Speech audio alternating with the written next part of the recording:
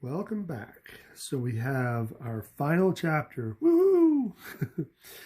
Now there's only 2 sections, but the second section's a little bit long, so we got a couple of class times to be able to go through all that. But just to get us started, let's take a review of everything we've done so far. So we got our chapter objectives in chapters 2 and 3. We use descriptive statistics. Let's try that again.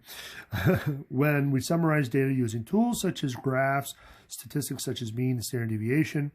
In chapter 6, we introduce critical values where z sub alpha denotes the z-score with an area of alpha to its right. So just to refresh your memory. So if we had alpha equal to 0.025, then the critical value is 1.96. That is, the critical value z sub 0.25 equals 1.96 has an area of 0.025 to its right. So again, we drew a picture that looked something like this. And this was 0.025. So we wanted to know what z was. In Chapter 7, we will be exploring the concept of inferential statistics and estimating values of population parameters such as the population proportion or population mean. Using critical values will help us begin to do this. So we're going to be taking our critical value knowledge and applying it into here with a subtle twist, and I know you love those twists. Before we get to that, though, there's some notation and some other terminology we need to explore. So in the section, we present methods for using a sample proportion to estimate the value of a population proportion. Now, proportion is a word that sometimes can be confusing. So in your mind, I want you to replace the word proportion with probability. That is probably a safer way to think of it, and it will make more sense, because if you think of probabilities in your mind, you should be thinking, okay, I have decimals that are less than 1, so that's kind of what I'll be looking for. And that would be an accurate way to think of it. So just think of it that way. We're going to be using sample probabilities to find or to estimate population probabilities. So there's a couple of things, 3 things that we should know as far as terminology or concepts.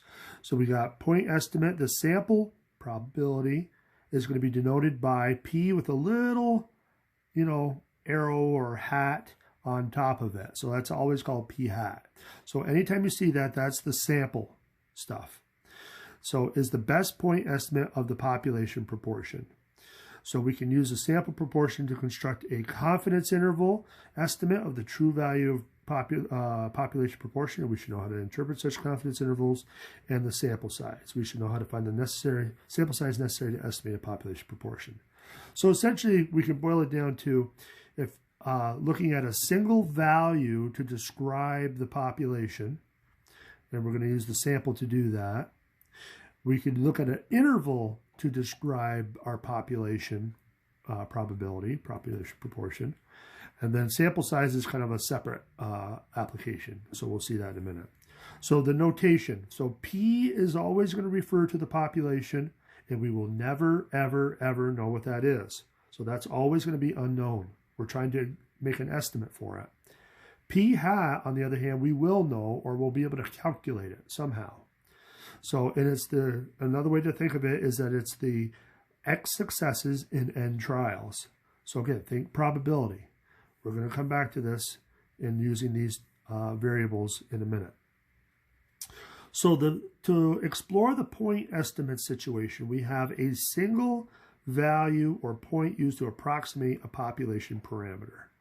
So now, that's just in general. So you could use any number you want to estimate a population, but what's the best one? What's the best number to use? And the answer is, it's the sample probability. The sample probability is going to be your best guess. That's another way to think of it. This is a guess of what the population proportion is going to be.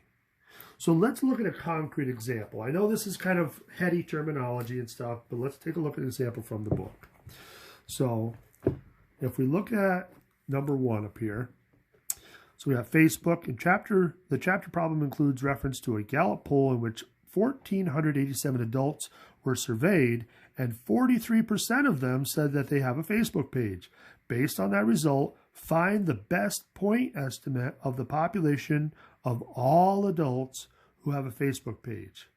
So basically, you have some sample information. So this 1487, that's your sample. You got 43% of them.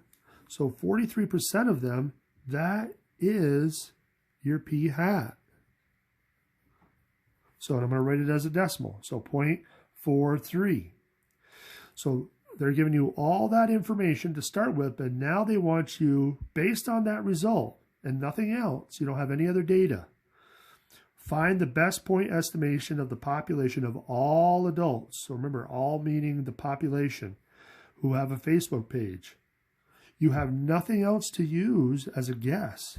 So your best guess is going to be p hat. So p hat is the best guess for p. That's essentially it. So let's read what the solution says. Because the sample proportion is the best point estimate, the best guess of the population proportion, we conclude that the best point estimate of p is 0.43, the sample. If using the sample results to estimate the percentage of all adults who have a Facebook page, the best point estimate is 43%. So again, they're going to be specific. If they don't say percentage, don't give me a percentage. If they say proportion, then they just want the decimal. Think of it like a probability. So it's really just a duh statement. If you don't have any other data and you have to make a guess about the population, you're going to use your sample information. And that's it. That's all it's really trying to say. So this is not really going to be realistic in most cases. So that's why we have confidence intervals. So confidence intervals have a lot of other layers to it. So I'm going to stop here and we'll put the rest of it in the next video.